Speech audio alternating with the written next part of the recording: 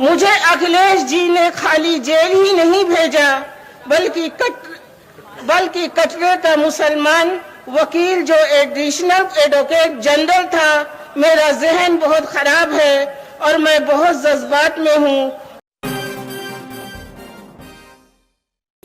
नमस्कार, इन खबर में आपका स्वागत है। माफिया डॉन अतीक अहमद और उसके भाई अशरफ की हत्या के बाद सियासत काफ़ी गर्म है। योगी सरकार पर हमले हो रहे हैं कि पुलिस अभिरक्षा में कैसे हो गई माफिया की हत्या। लेकिन क्या आप जानते हैं, जिस अतीक के इशारों पर बड़े बड़े आकर के पैरों में गिर जाते थे और पैसों की ढेरी लगा देते थे, उस अतीक को योगी राज में नहीं, अखिलेश राज में गिरफ्तार किया गया था। और गिरफ्तारी का कारण बना था Sam Higginbottom institute of agriculture technology and sciences SHUATS में हुआ बवाल। पीआरओ ने एफआईआर दर्ज कराई थी। मामला हाई कोर्ट गया था क्योंकि पुलिस प्रशासन सो रहा था। उसके बाद हाई कोर्ट ने अपनाया था सख्त रुख।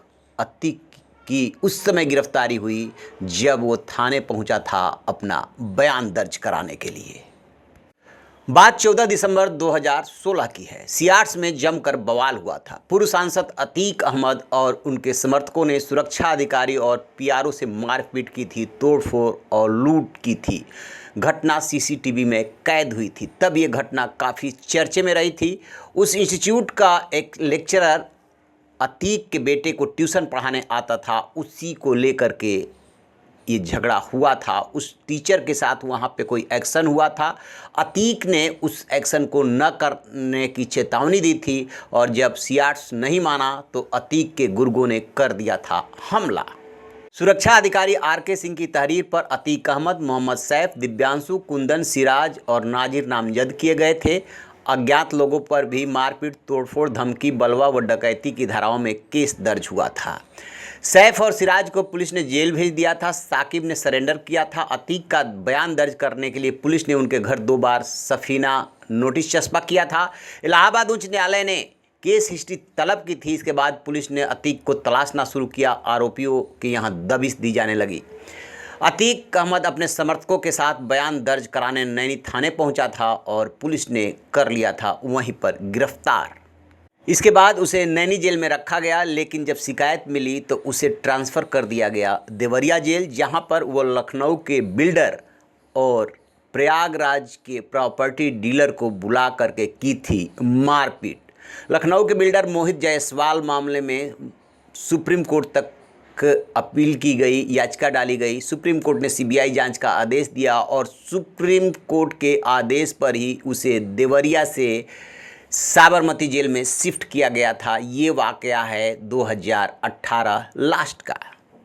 आपको बता दें कि मोहित जायसवाल केस के बाद अतीक को देवरिया जेल से बरेली जेल में शिफ्ट किया गया था, लेकिन वहाँ पे जो प्रशासन था जेल का, उसने हाथ खड़े कर दिए थे। अतीक की इतनी तूती बोलती थी कि जिस किसी ने भी उसके साथ सख्ती करने की कोशिश की, उसका हो गया ट्रांसफ़र। देवरिया जेल में भी जेलर ने ऐसी कोशिश की थी, लेकिन उसको हटा दिया गया था।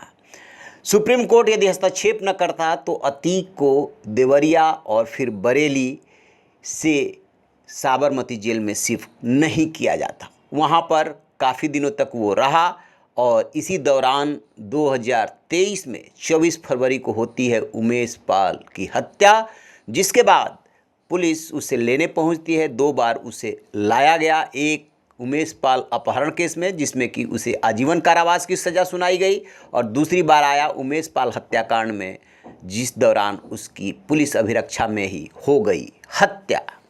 अतीक को हमेशा ये दर्द रहा कि 2012 से 2017 तक अखिलेश यादव सीएम रहे। अतीक उनके पास दौड़ता रहा, लेकिन अपेक्षा के मुताबिक अखिलेश ने उसकी मदद नहीं की थी। बेशक उसकी गिरफ्तारी हाई कोर्ट के हस्तक्षेप से हुई थी, लेकिन तब मुख्यमंत्री अखिलेश यादव ही थे।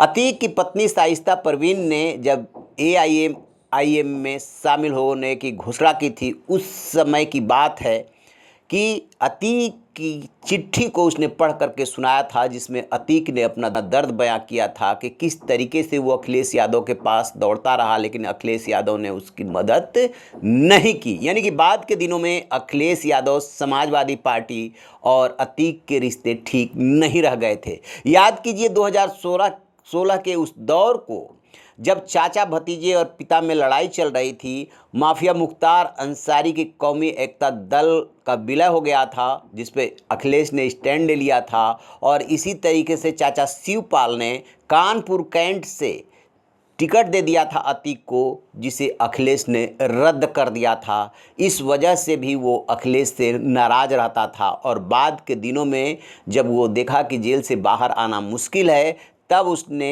अपनी पत्नी शाइस्ता परवीन को पहले AIM में दाखिल कराया, यानी कि उस पार्टी में शामिल हुई, और उसके बाद बसपा में शामिल हुई। बसपा के बारे में अतीक ने एक सार्वजनिक सभा में बात कही थी कि बसपा वो पार्टी है, क्या करते हैं क्या नहीं करते हैं इससे उसको मतलब नहीं है, 2 करोड़ जेब में रखिए, जाइए और आपको टिकट मिल जाएगा। उसी बसपा में शाइस्ता परवीन को शामिल करा करके मेयर का टिकट भी सुनिश्चित करा लिया था। इसी बीच 24 फरवरी को हो गई उमेश पाल की हत्या, और आ गया अतीक परिवार पर संकट। एक एक करके परिवार के 3 सदस्य मारे गए, 2 जेल में हैं, और पत्नी शाइस्ता परवीन और अशरफ की पत्नी बहन सभी फरार हैं। रहिए बेखबर, देखते रहिए इन खबर। Thank you.